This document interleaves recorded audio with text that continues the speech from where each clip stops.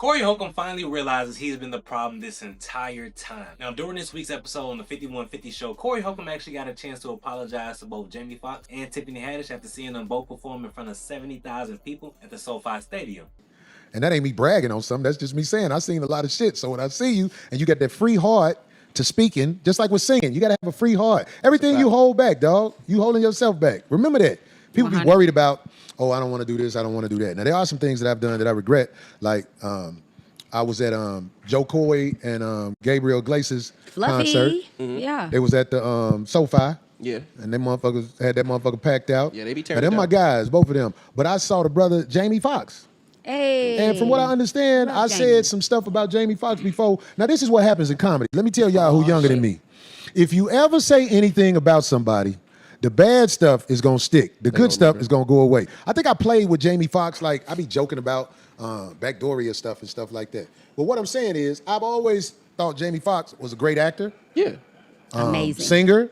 Oof, yes, sir. Comedian, entertainer. Like, I'm a fan. I'm a groupie around Jamie Foxx. So somebody told me when I said stuff about him, and I just want to apologize.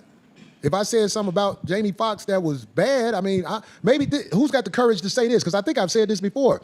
I think I was a little salty because I wasn't able to hang with Jamie Foxx when I was around him. Oh, they didn't invite you. Have y'all ever been in that situation where you see somebody and you want to be down so bad and you don't get to be down and hang out and then you be like, well, fuck them then. I've experienced that before. Yeah. Now, right here, I want y'all to check it out. Now, Corey is like that bully in school. You know, back in like middle school, elementary, he was always that kid that was kind of like an asshole to everybody around. I'm talking about everybody that had to come around and say you got anything better than him. You got new shoes on, new clothes. It was always somebody that was always hating that one kid in school. Now, that's Corey. Now, think about this. You know, when they go home, they getting slapped around by their daddy. They getting beat up by their big cousins, big brother. So they really like the punk when they go home. When they go to school, they letting out all that trauma on everybody else. That's Corey Holcomb. Corey Holcomb is just that kid that just couldn't get along with everybody else and didn't fit in. So what does he do? He started attacking everybody. Corey was that guy that just wanted to consider everybody that was more successful than him, that they was gay, that they had to be performing in some type of backdooria activity. That was Corey Holcomb as scapegoat for every single situation. That's just what it was. Oh, he better than me. Oh, he performed in backdooria activity. Really, Corey just didn't want to play along and just network with people. He felt like he just had to have this main character syndrome, and that's probably why he didn't get along with everybody, because he always felt like he had to be the man. So when everybody started to surpass him and he felt like he was funnier than them in any kind of way, oh nah, bro, he gay. He performing, he doing some backdooria activity. He doing some weird stuff behind closed doors. That's all Corey had to say every single time. But now you're getting a chance to realize, like, a lot of stuff that you're saying started to come back on you. Now, you say that you was cool with Jamie Foxx and, you know, you had like an actual, like, you wanted to be around Jamie, so that's why you started to make fun of him, because you was jealous. And that's really all this was. Like, I feel like a lot of people actually realize that as well, because there's no way that you're talking about this many people without having some type of pent up jealousy behind it. It has to be some type of envy, it has to be some type of hate, because where is this coming from at the end of the day? New term I heard recently, maybe my old ass just got it, it was FOMO. What is it called? Fear of missing out, FOMO. Yeah. FOMO, fear of missing out. Yeah. How do you explain it again? Like, because some people who still, I want Fear everybody of to missing get it. out. Like, Fear of missing if out. you in the practice or you in the gym or whatever and you can't play, it'll stress you the hell out. You get anxiety. I'm so glad you said that. Because, see, that's what I think I suffer from, FOMO. You wanted to be because somewhere and couldn't. I felt like I didn't fit in Hollywood. Yeah.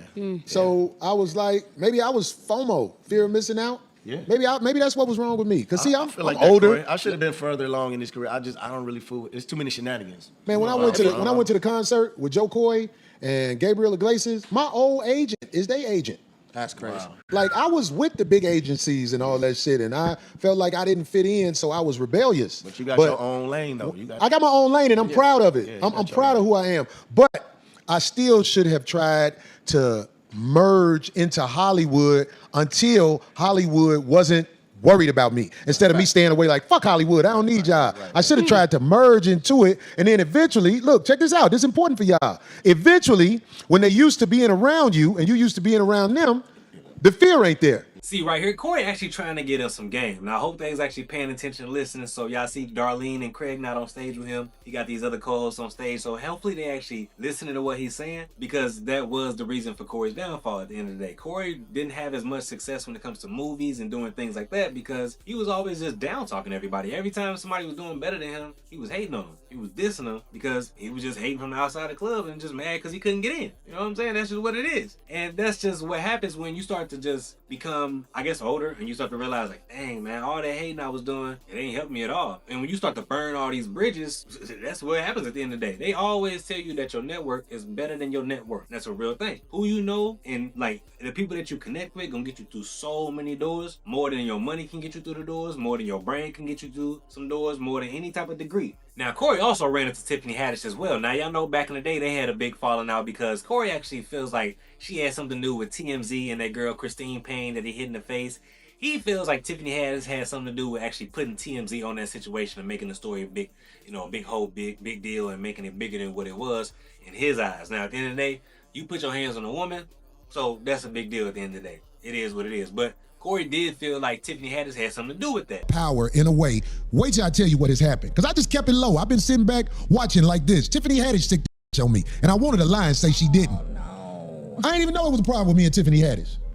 But see, I know who I am. There's a lot of motherfuckers jealous of me because I walk around with swag that average motherfuckers don't have because they not the truth. This is, I promise you, this is real. This John Holly is the reason that is on TMZ. About, Corey Holcomb talking about he gonna beat up some and witnesses said it. It's a fucking lie. That on TMZ a lie. Sean Holly is like this with Harvey Levins. You see the type of monsters I got after me? Yeah. I got Harvey Levins them after me, the motherfucker from TMZ. Oh, y'all after me now? Let me tell you what they did after she dropped that story. Them motherfuckers set it up where they tried to have court dates that was confidential. This is what they can do in LA. You can have a court date and not know it if the attorney is slick. Man. But luckily for me, I know attorneys that know what Sean Holly does. So a couple of days ago, the homegirl who an attorney was like, do you know it's a court date for you on Tuesday, February 4th? I was like, it's a court date? Ain't that a And then she gave me all the information about it. So I motherfucker like, look how this signed on this paperwork. But it wasn't no lawyer attached to it. It wasn't no lawyer attached to the paperwork. I'm giving y'all the game. I know I'm taking a little while to get there, but I promise you, just this is worth it for all of the black men and anybody who might not be represented fairly, because there's wicked lawyers can do that will have you jammed up.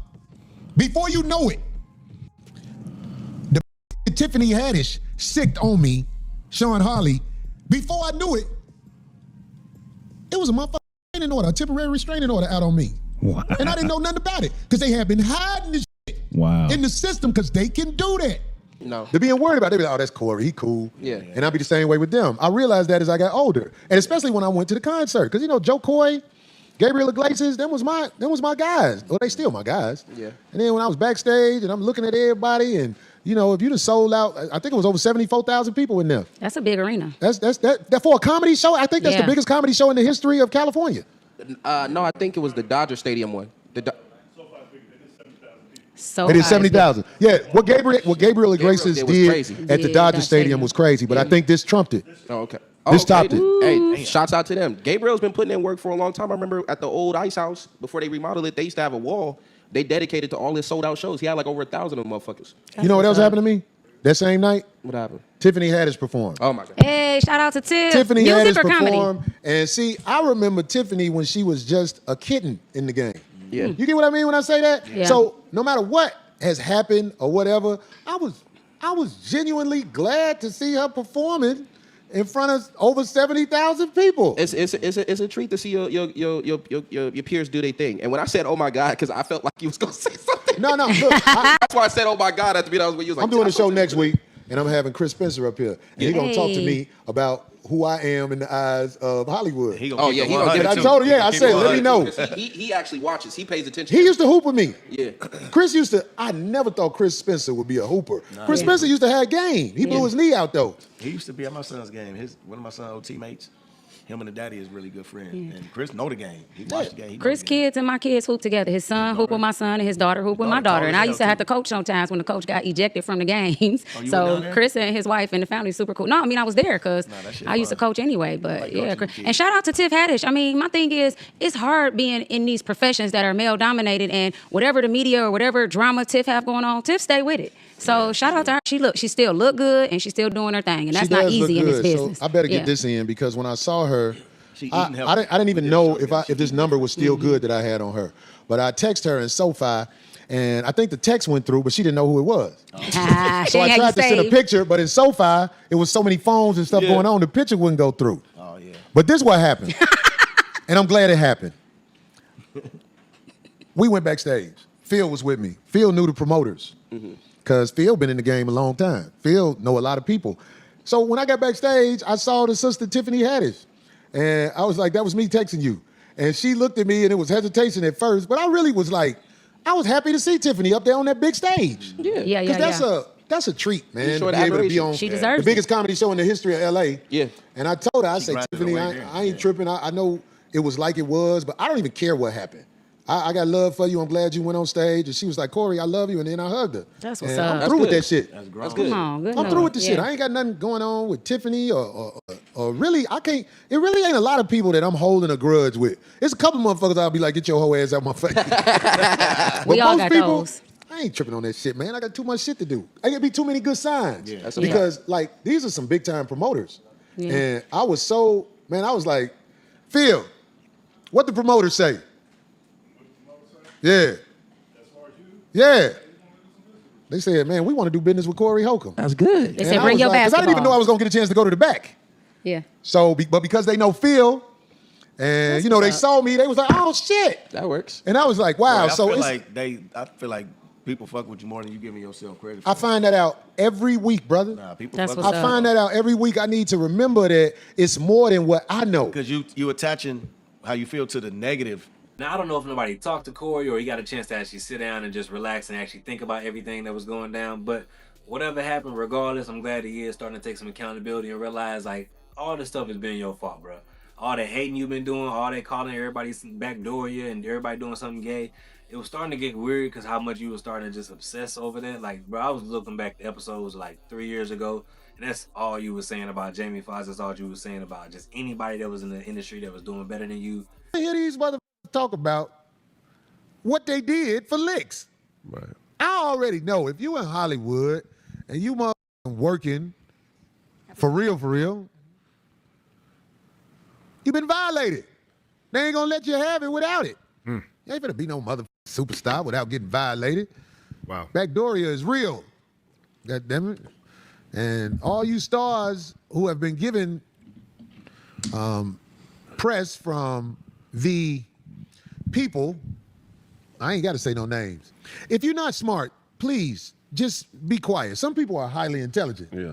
But if you don't have a lot of book smarts or wisdom, shut the up. Shut the up. You're only gonna put your foot in your mouth. They need somebody to train the people who's been chosen to be in these movies. And like you take Lil Real, for example. He didn't have to say nothing about me. But because he's not trained, he said something about me, and I put the video up of him in the dress. Let me tell you something. Real, you hanging with a backdooria mob. I know what you done did to be accepted. Wow. It was starting to get weird, but we get where it come from now. Bruh, that's all it was. You was hating, you was upset because you couldn't get in. And I think that's all we wanted to hear. And that's actually good that it's actually coming from the horse's mouth so people can get a little bit of understanding, like, all right, that's where they came from. So hopefully Corey is going to pivot a little bit and do better in this direction, and maybe things change a little bit. I see they trying to do a little bit things different on the show.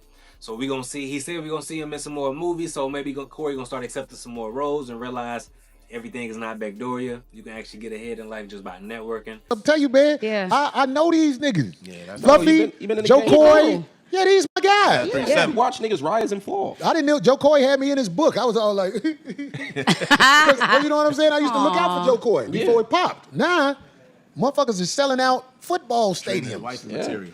With the agent I used to They're have. just trying to fuck. I'm like, wow. Phil said the agent name. The agent name was Matt Blake. And I was like, I heard of that before. And Then that when I was your saw him, agent? I was like, oh, that's my old agent. Wow. I've been with William Morris. I've been with Gersh. I've been with a lot of the big time agencies. It's just, I thought that Hollywood wasn't for me. But I'm going to turn this Corey Holcomb thing into what it needs to turn into. I'm never going to put on a lipstick and dress. But other than that, y'all might see me doing a Crime Stopper commercial. I ain't mad at The it. funny part is, can you imagine him being serious though and some shit? I mean, Everybody I gonna see laugh him at be first. serious and some Oh, shit. it's coming. I believe it. Yeah. But initially, when you see it and you see Oh, Corey yeah. Holcomb, period, and he got that motherfucking suit on, hi, I'm Corey Holcomb. You just gonna fucking laugh. And you know, just being a good person. So we gonna see what happens. Y'all gotta let me know what y'all think down in the comments down below. Do y'all think that Corey gonna actually get into some movies? Do y'all think that he's actually apologetic in this situation? He actually means it? Me personally, I feel like he does mean it because he's starting to realize, like, bro, oh, this is my fault. So hopefully he realizes, like, bro, start to apologize to some people because things you said really did hurt some people. And at the end of the day, that karma gonna come back around and bite you in the ass at the end of the day. Hey, this is what it is. But let me know what y'all think down in the comments down below. What do y'all think about this situation? Also, if you like these kind of videos, I'm going to have a whole lot more for y'all dropping soon. I was on vacation, but in the meantime, go ahead and drop in one of these videos that I got right here above for y'all. Smash the subscribe button for it, boy, if you haven't already. Also, if you like this hat, I need y'all to go ahead and check it out. I'm going to have that link for y'all in the description. Also, go ahead and smash that hype button. That's how you help small creators like me go ahead and get up in the algorithm so we get recommended more. Until next time, I'm going to catch y'all in the next episode. Peace. And we out.